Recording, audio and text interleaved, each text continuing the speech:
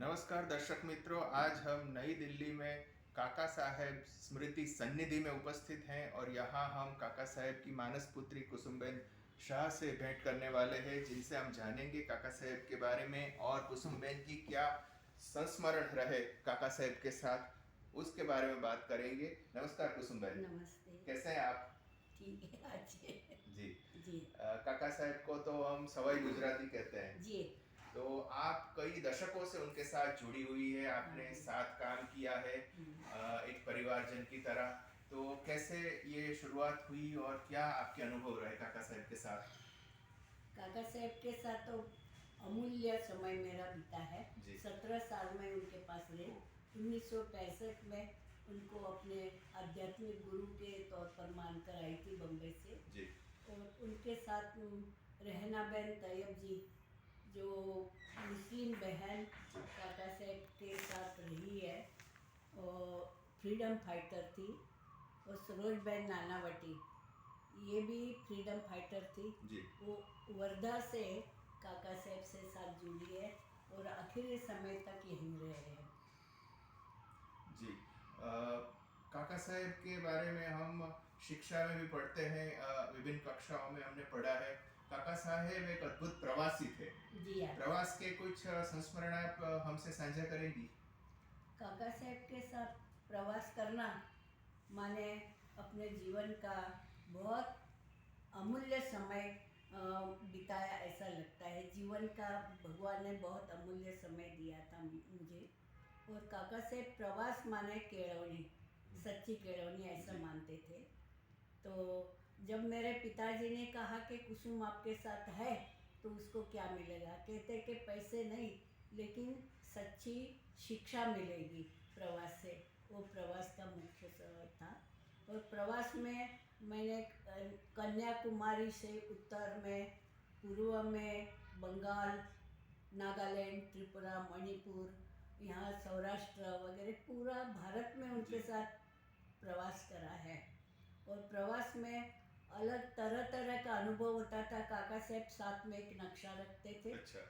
और समझाते थे हम कहाँ आए, कैसे, यहाँ से कौन सी नदी जाती है, यहाँ कौन सा पहाड़ आया है, वो पूरा प्रकृति का समझाते थे।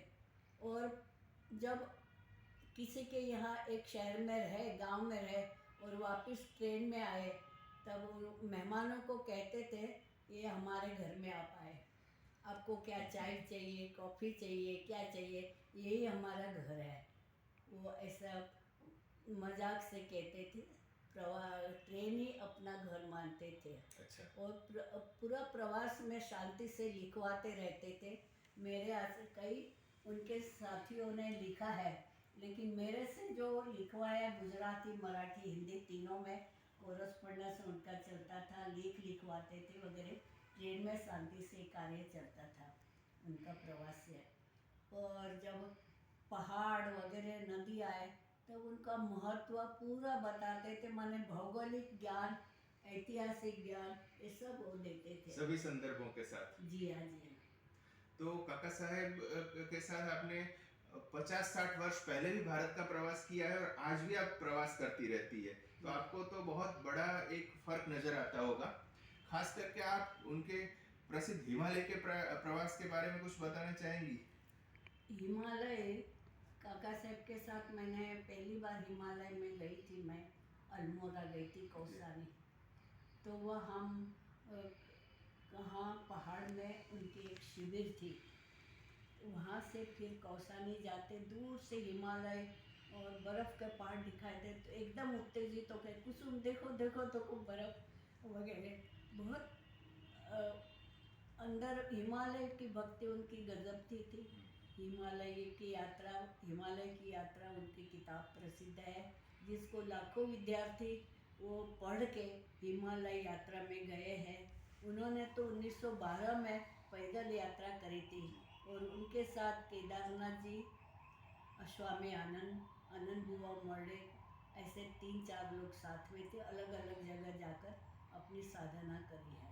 अभी तो यातायात के कई साधन उपलब्ध है, तब तो बहुत कठिन यात्रा रही होगी। जी हाँ, कठिन, लेकिन वो सही यात्रा थी उनकी साधना के लिए। जी। और अभी तो जो पिकनिक के तौर पर जाते हैं और गंदगी फैला कर आते हैं, जहाँ वहाँ रिकॉर्ड बजती है, वो सब अलग ही वातावरण है। लेकिन पहले का तो बहुत अच्छा वातावरण होगा, जैसे वो साधना करी है। और हिमालय यात्रा में तो काका साहब को दो जो महात्मा मिले थे, पदमपुरी बाबा और दो, उनसे जो जो उनको बातचीत हुई हिमालय यात्रा में दिया है, वो सब पढ़ेंगे ही।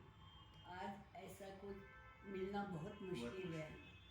आपने साहित्य के बारे में बात की। काका साहेब कालेलकर की जो लेखनी है उसमें आपका क्या योगदान रहा है, और काका साहेब के पुस्तकों के बारे में भी दर्शकों को बताइए। काका साहब जो लिखवाते थे वो इतने एकाग्रता से लिखवाते थे, सामने कोई आ गया और आपसे बात करने काका साहब को कहते थे तो तुरंत उनको महत्व देते थे। काका साहब ने अपने जीवन का अलग अलग बनाया था। पहले तो लोगों को मिलना ही है, उनको कभी मना नहीं करना। अच्छा। दूसरा तो जो भी आते थे सबको मिलते थे आराम से, सबको मिलना है, वो टाइम लेकर आए। ये अरे एक बार तो काका साहब सो रहे थे जी, और बाहर कोई आकर बैठा कि काका साहब को सोने दो, आराम करने दो। तो हमने सरोज बहन काका साहब की धर्म बेटी, हमने कहा कि ठीक है। काका साहब उठे और कहा बाहर कौन बैठे, हमने कहीं बैठे, कब आए थे वगैरह। तो हमने कहा कि वो आप सो रहे थे इसलिए हमने बैठा। बहुत नाराज़ हो गए कि मेरे लिए किसी को रुकना क्यों पड़ा, ऐसा करोगे तो मैं दोबारा सोऊंगा नहीं। ये उनका है, मिलने का पहला उनका काम होता था, फिर भाषण देना, लिखवाना ये बाद में। लिखवाते थे, उनको लिखवाना है तो जैसे हम बेल बजाते हैं तब बजती है, ऐसे काका साहब को कहा कि इस बारे में काका साहब आपने लिखने का कहा, तुरंत बैठ जाते थे लिखने के लिए, वो लिखवाते थे। तो जैसा पद्य में उनका गद्य जो होता था, पद्य में भाषा में होता था, एक ऋषि बोल रहा, ऐसे उनके गद्य आधुनिक समय के ऋषि। हाँ, तो ये उनको लिखने में बहुत आनंद आता था कि हमें सच्चा ज्ञान मिल रहा है काका साहब के साथ लिखवाने में। और फिर कोई बीच में आया तो बातें करेंगे, लेकिन फिर वो गया तो पूरा लेख नहीं पढ़ते थे, वो आखिर का वाक्य देख लेते थे और आगे उनकी लिखनी चलती थी। उनकी ये लिखने की शक्ति थी। तो काका साहब गुजराती, मराठी, हिंदी आदि भाषाओं में प्रभुत्व रखते थे। यहाँ पर सन्निधि में उनकी किताबें, उनकी स्मृतियाँ, उनका इतिहास आपने संजो के रखा है। हम दर्शकों को दिखाना चाहेंगे कि यहाँ पर हमारे पास क्या उपलब्ध है, ताकि जिनको भी ये जानना हो यहाँ आके देख सकता है। जी यस। काका साहब जब यहाँ थे तब तो पूरा कमरा उनका किताबों से भरा था। पूरा वो अलमारियाँ में किताब का साफ करते रहते थे। काका साहब के जाने के बाद उनकी स्मृतियों को संजो कर हमने म्यूज़ियम का रूप दिया। तो ये यहाँ से शुरू करते हैं। ये जापानी निचिरेन पंथ के गुरु फूजी गुरुजी, उन्होंने जिसके भारत में 70-80 वर्ल्ड में स्तूप बनाया है, भारत में भी बनाया। और उन्होंने फिर पुरानी चाइनीज़ लिपि में नम्य हो रेंगे क्यों सद्धर्म पुंडरीक का मंत्र का लिखा पुरानी चाइनीज़ लिपि में लिखकर काका साहब को भेंट करा था, और दूसरा राजेंद्र प्रसाद जी को भेंट करा था भारत में। 2 ही जगह उन्होंने उनकी स्मृति है।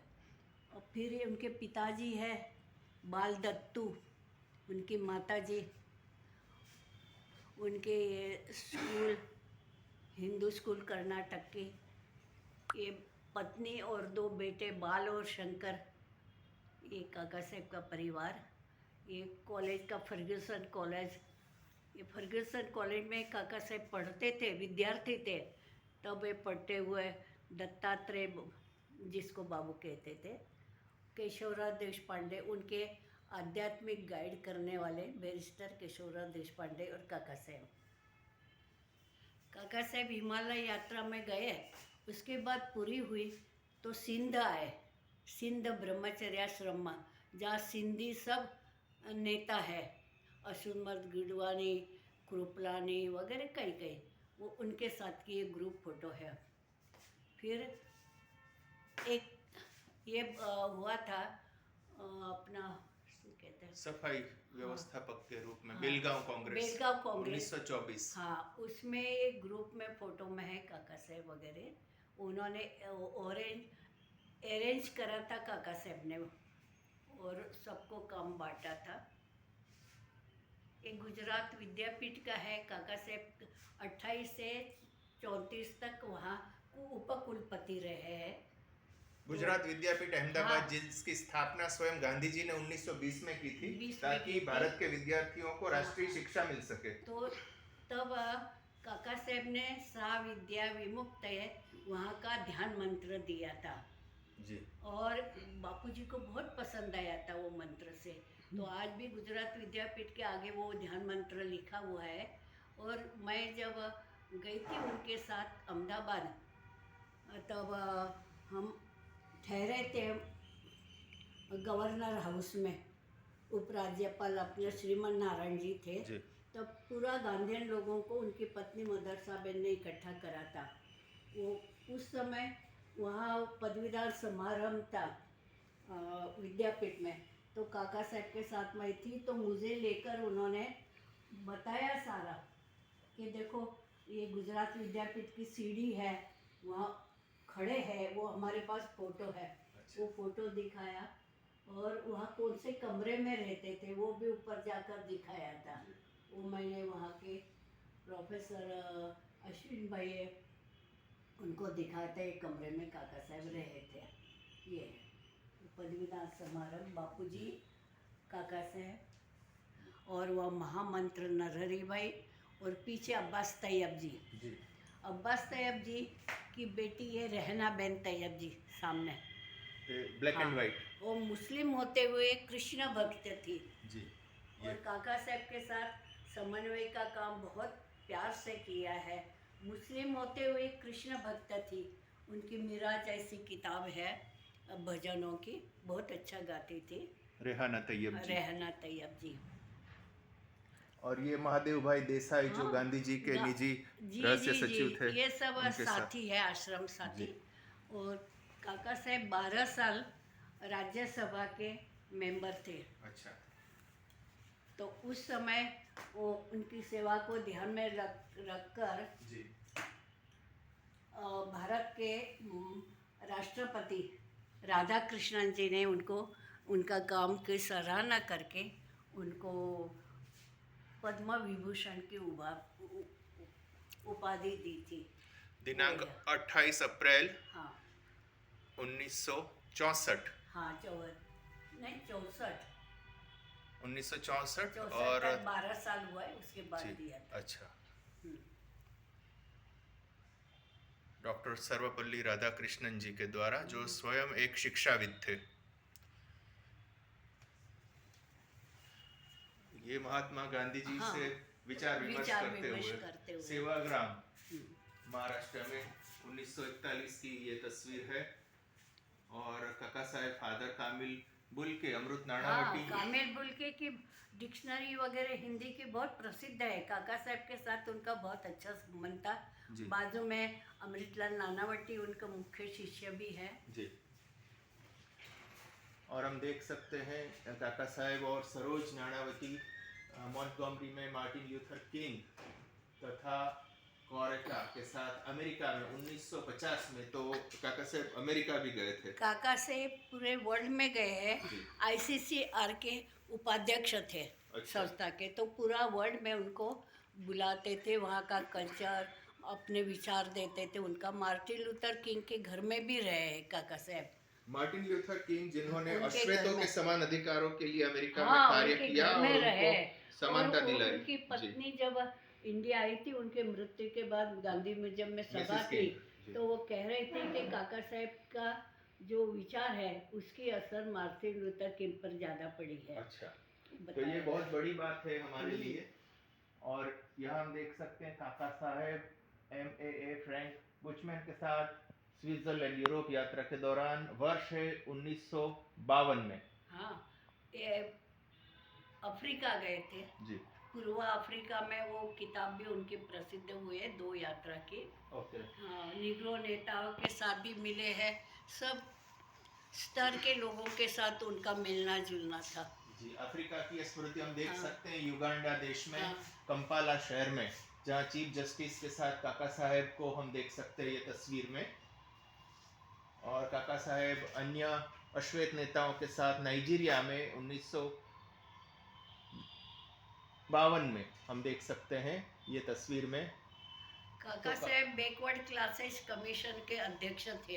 अच्छा अच्छा, ये 18 तो मार्च पूरा 53 की ग्रुप के तस्वीर है। साथ उनकी फोटो है। जी। और गिरिजनों के साथ, माउंटेन ड्वेलर्स के साथ तस्वीर है। और भोजन करते हुए सन्निधि में इसी स्थान पर ये तस्वीर है व्यस्त। और हम देख सकते हैं कौसानी हिमालय में काका साहेब अपने युवा दिनों के साथ ही स्वामी आनंद हाँ। और सरला बहन की जो उनके खास यूरोपीय दोस्त मूल की है थी, स्वामी सरला बहन, आनंद। उनके साथ। तब आप उनके साथ रही होंगी? नहीं।